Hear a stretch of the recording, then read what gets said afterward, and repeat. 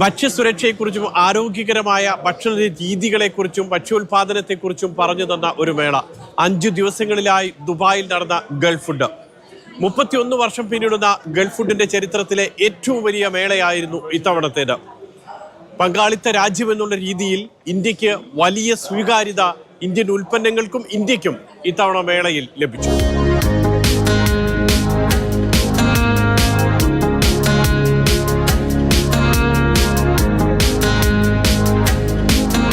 Gulf ഫുഡിന്റെ ചരിത്രത്തിലെ ഏറ്റവും വലിയ മേളയ്ക്കാണ് ഇത്തവണ ദുബായ് വേദിയായത്.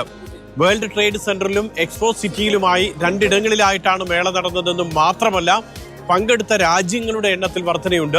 അതോടൊപ്പം തന്നെ പല രാജ്യങ്ങളിൽ നിന്നും എത്തിയിട്ടുള്ള ഭക്ഷ്യോൽപാദകരുടെയും വിതരണക്കാരുടെയും ഒക്കെ എണ്ണത്തിലും വലിയ വർധനയുണ്ടായിട്ടുണ്ട്.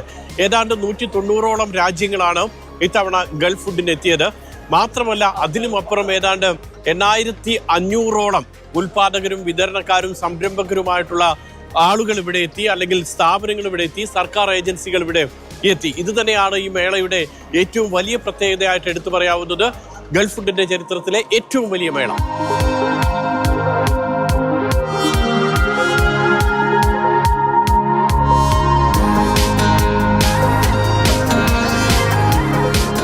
ഗൾഫ് ഫുഡിൽ ഇന്ത്യയാണ് ഇത്തവണ പങ്കാളിത്ത രാജ്യം. അതുകൊണ്ട് തന്നെ വലിയ പ്രാധാന്യം ഈ മേളയിൽ ഇന്ത്യൻ ഉൽപ്പന്നങ്ങൾ ലഭിക്കുന്നുണ്ട്, ഇന്ത്യയിൽ നിന്നുമുള്ള സംരംഭകർക്ക് ലഭിക്കുന്നുണ്ട്. ഏതാണ്ട് 600ഓളം സംരംഭകർ, നിർമ്മാതാക്കൾ, ഭക്ഷ്യസാധനങ്ങളുടെ നിർമ്മാതാക്കൾ ഇത്തവണ മേളയിൽ പങ്കെടുക്കുന്നുണ്ട്. എക്സ്പോ സിറ്റിയിലേക്ക് നമ്മൾ വന്നു കഴിഞ്ഞാൽ അവിടെ നോർത്ത് ഹാളിൽ ഏറ്റവും അധികം സ്ഥലം കൊടുത്തിട്ടുള്ളത് ഇന്ത്യക്ക് തന്നെയാണ്. ഇന്ത്യയിൽ നിന്നും ഏതാണ്ട് 600ഓളം സംരംഭകർ, നിർമ്മാതാക്കൾ ഇത്തവണ മേളയിൽ പങ്കെടുക്കുന്നു. നാഫെഡ് അടക്കം കർഷകരെ സഹായിക്കുന്ന കൂട്ടായ്മകളുടെ പ്രാതിനിധ്യവും ഇത്തവണ മേളയിലുണ്ട്. മറ്റൊരു കാര്യം, കേരളത്തിൽ നിന്നുമുള്ള ഉൽപ്പന്നങ്ങളാണ്. കേരളത്തിലെ പ്രധാനപ്പെട്ട ഭക്ഷ്യ നിർമ്മാതാക്കൾ എല്ലാവരും തന്നെ ഇത്തവണ മേളയിൽ പങ്കെടുക്കുന്നുണ്ട്. ഏതായാലും ഇത്തവണത്തെ മേള ഗൾഫ് ഫുഡ് എന്ന് പറയുന്നത് അക്ഷരാർത്ഥത്തിൽ ഇന്ത്യയുടെ ഒരു മേള കൂടിയായിട്ട് മാറുന്നുണ്ട്. NAFED is a farmers cooperative. It is from India, one of the largest farmers cooperative.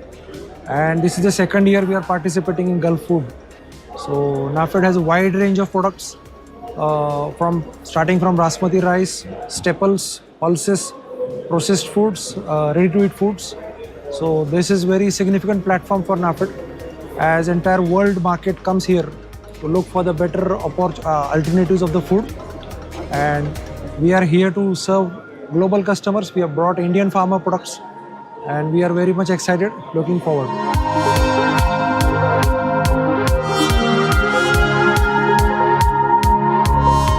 Expo സിറ്റിയിലെ ഇന്ത്യൻ പവലിയനാണ് ഇത്. 2 വശത്തും ഇതുപോലെ ഇന്ത്യയിൽ നിന്നുമുള്ള ഉൽപ്പന്നങ്ങൾ കാണാം. പ്രത്യേകിച്ച് നോർത്ത് ഈസ്റ്റിൽ നിന്നുമുള്ള ഉൽപ്പന്നങ്ങളാണ് ഇവിടെ കൂടുതലായിട്ടും എക്സ്പോ സിറ്റിയിലുള്ളത്. അത് സിക്കിം, മേഘാലയ തുടങ്ങിയിട്ടുള്ള സംസ്ഥാനങ്ങളിൽ നിന്നുമാണ്.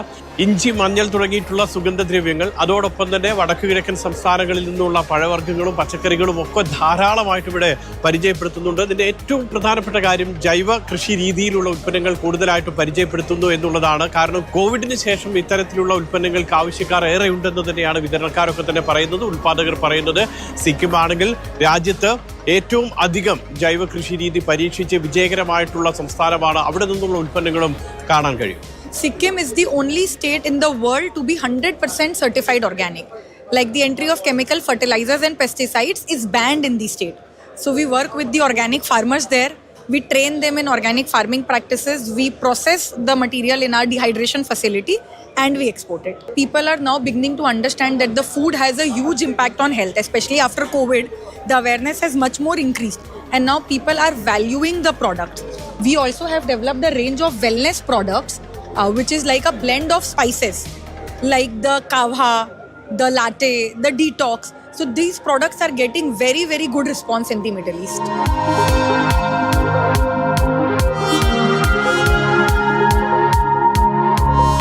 പ്രദർശനമേള മാത്രമല്ല, ഭക്ഷണം ഇതുപോലെ രുചിച്ച് അതിൻ്റെ ഗുണമേന്മ അറിയാനുള്ള സൗകര്യങ്ങളും മേളയിലുണ്ട്. ഏറ്റവും വലിയ പ്രത്യേകത ഈ കാണുന്നത് ലൈവായിട്ട് ഭക്ഷണം ഉണ്ടാക്കുന്നതാണ്. ഇപ്പോൾ ലഡു ഉണ്ടാക്കുന്ന രീതിയാണ് അവിടെ കാണിച്ചുകൊണ്ടിരിക്കുന്നത്. ഇതുപോലെ തന്നെ ഓരോ വിഭവങ്ങളും ഉണ്ടാക്കുന്ന രീതി, അതൊക്കെ തന്നെ മനുഷ്യൻ്റെ ആരോഗ്യം സംരക്ഷിക്കാൻ വേണ്ടി ഏറ്റവും മികച്ച രീതിയിൽ എങ്ങനെ ഉണ്ടാക്കണമെന്ന് പറഞ്ഞു തരുന്നുണ്ട് വിദഗ്ധർ.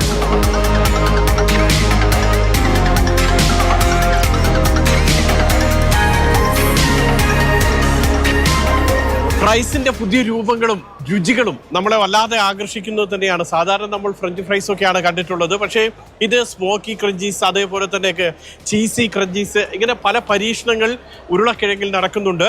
ഒരു രൂപത്തിൽ മാത്രമല്ല, പല രൂപത്തിലും രുചിയിലും ഒക്കെയാണ് ഇത് ഗൾഫ് ഫുഡ് നമ്മുടെ മുന്നിൽ എത്തിക്കുന്നത്.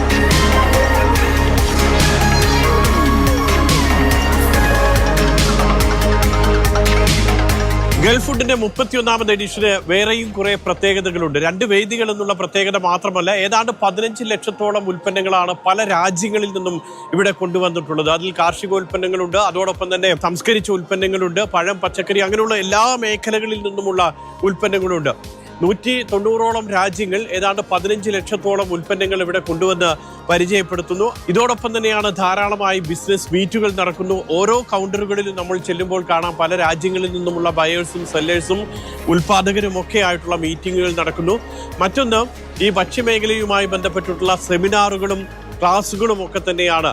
സൗത്ത് ഏഷ്യ നേരിടുന്ന ഭക്ഷ്യ പ്രതിസന്ധിയെക്കുറിച്ചൊക്കെ തന്നെ വളരെ സജീവമായി ഇത്തവണ ഗൾഫ് ഫുഡ് ചർച്ച ചെയ്തു. കേരളത്തിലെ കൊയിലോണാണല്ലോ, കൊല്ലത്താണ് കാഷ്യൂവിൻ്റെ ഒരു മൊണോപ്പൊളി ഉണ്ടായിരുന്ന സ്ഥലം. അപ്പോൾ കൊയിലോൺ കാഷ്യൂവിൻ്റെ എപ്പോഴും ഒരു അപ്പർ ഹാൻഡ് ഉണ്ട് മാർക്കറ്റിൽ. സ്വാഭാവികമായിട്ടും മിഡിൽ ഈസ്റ്റിൽ കൂടുതലും വിൽക്കുന്നത് ഈ ഇന്ത്യയിൽ നിന്നുള്ള അല്ലെങ്കിൽ കേരളത്തിൽ നിന്നുള്ള കാഷ്യൂ ആണ്.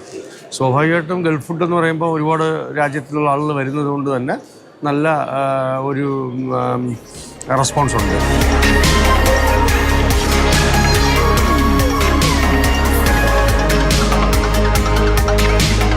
ഗൾഫ് ഫുഡിന് ദുബായിലെ ഭരണകർത്താക്കൾ നൽകുന്ന പ്രാധാന്യവും അതിന് നൽകുന്ന പിന്തുണയും അത് എടുത്തു പറയേണ്ടത് തന്നെയാണ്. ഓരോ തവണയും ഗൾഫ് ഫുഡ് നടക്കുന്ന സമയത്ത് ഒന്നുകിൽ ദുബായിലെ ഭരണാധികാരി Sheikh Mohammed bin Rashid Al Maktoum, അല്ലെങ്കിൽ കിരീടാവകാശി Sheikh Hamdan bin Mohammed bin Rashid Al Maktoum, ഇങ്ങനെ ഏറ്റവും പ്രധാനപ്പെട്ട ഭരണകർത്താക്കൾ തന്നെ ഈ മേള കാണാൻ ഇവിടെ എത്തും. മാത്രമല്ല, ഇതിലൂടെ നടന്ന് ഇവിടെ എത്തിയിട്ടുള്ള, മേളയ്ക്ക് എത്തിയിട്ടുള്ള സംരംഭകർക്ക് പൂർണ്ണ പിന്തുണ നൽകുകയും ചെയ്യും.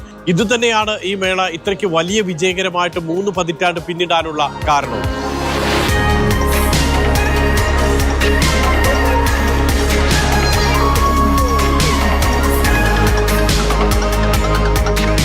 ഗൾഫ് ഫുഡ് 12ാമത് എഡിഷനിൽ എത്തി നിൽക്കുമ്പോൾ മറ്റൊരു സവിശേഷത കൂടി ഇത്തവണ എടുത്തു പറയേണ്ടതുണ്ട്. പ്രത്യേകിച്ച് ഈ ഭക്ഷ്യമേഖലയുമായി ബന്ധപ്പെട്ടിട്ടുള്ള ഇതുപോലെ ഗൾഫ് ഫുഡ് ലോജിസ്റ്റിക്സ് എന്ന് പറയുന്നത് അത് ആദ്യമായിട്ടാണ് ഗൾഫ് ഫുഡിൽ വരുന്നത്. ഭക്ഷ്യസാധനങ്ങൾ ഓരോ രാജ്യങ്ങളിൽ നിന്നും അല്ലെങ്കിൽ ഉൽപാദന കേന്ദ്രങ്ങളിൽ നിന്നും മറ്റിടങ്ങളിലേക്ക് എത്തിക്കാനുള്ള ലോജിസ്റ്റിക് മേഖലയെ കൂടി ഇത്തവണ മേളയിൽ ഉൾപ്പെടുത്തിയിട്ടുണ്ട്. മറ്റൊരു പ്രത്യേകത, കാർഷികോൽപ്പന്നങ്ങൾക്ക് വലിയ പ്രാധാന്യം നൽകുന്ന ഒരു മേള കൂടിയാണ് ഇത്തവണത്തേത്. ഇങ്ങനെ കാർഷികോൽപ്പന്നങ്ങൾക്കും അതോടൊപ്പം തന്നെ ലോജിസ്റ്റിക് മേഖലയ്ക്കുമെല്ലാം പ്രാധാന്യം നൽകിക്കൊണ്ടുള്ള ഒരു മേളയാണ് 31ാമത് ഗൾഫ് ഫുഡ്.